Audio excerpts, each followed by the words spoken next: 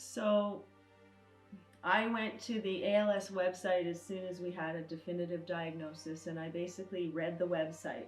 And I read way too much information all in one sitting, and it was very overwhelming.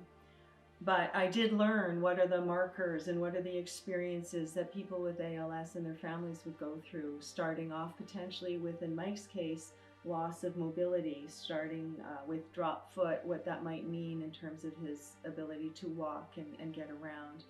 And then learning about speech and swallowing and the loss of the use of your hands. And so I learned about that. It was all very academic, and I was reading a book about it, but it wasn't the same thing as actually experiencing it day to day, and I wasn't sure really what that would look like. I did know that I would need to be here to help with Mike's physical care, helping with transfers, helping him move around in bed, and now more lately, using his hands. And one thing that we didn't think about, though, in terms of expectations until later on when we started reflecting, is that I guess we were expecting certain kinds of support from our close friends and family, and we thought that there would be a rally of support. And one thing that also that we think about in retrospection is around how community resources were available to us and how it was to access them. And we were expecting an easy ride to be able to access those kinds of services that we were entitled to. So those are the things we were expecting. And for me, I started very similar and inform myself what the major milestones most commonly are. And then I stopped because I wanted to make sure I kept my own expectations in check because I just didn't know what would happen next.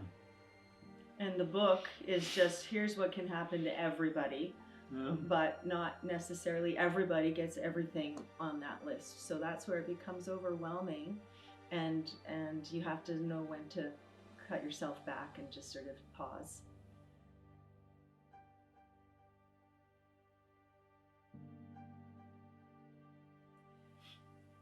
No.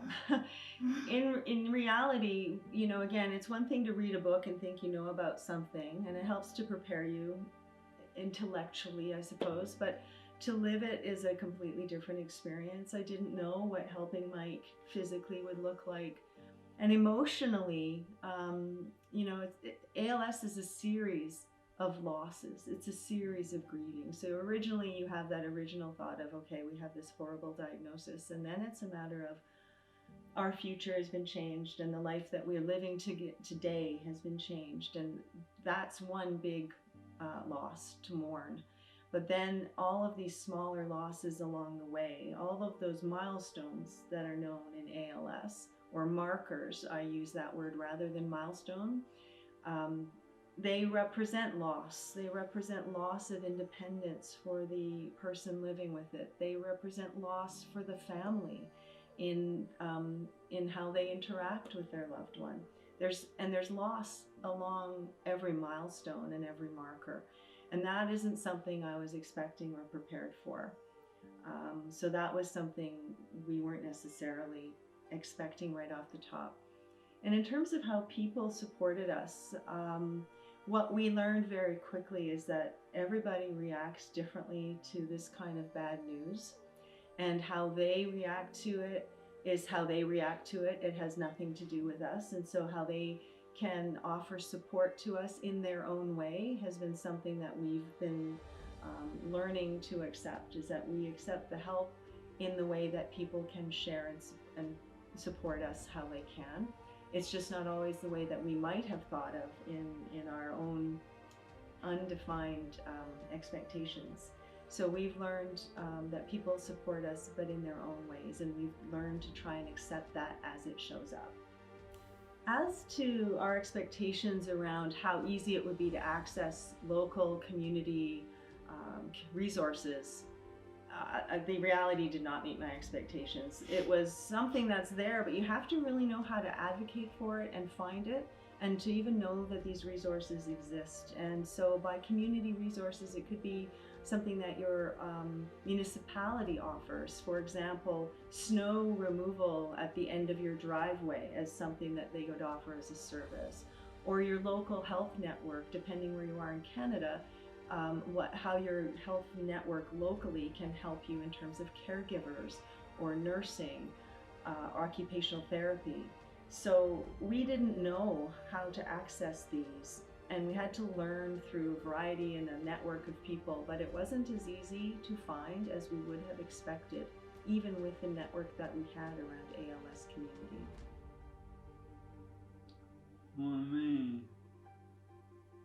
I live educate myself on those major milestones that may or may not happen. But early on, even though my ability to walk was impacted, I didn't look sick. It looked more like I had an injury. So, in my mind, I knew where this was going. But how people reacted to me was different because it didn't look all that serious. So I had a disconnect, and I've had to learn not to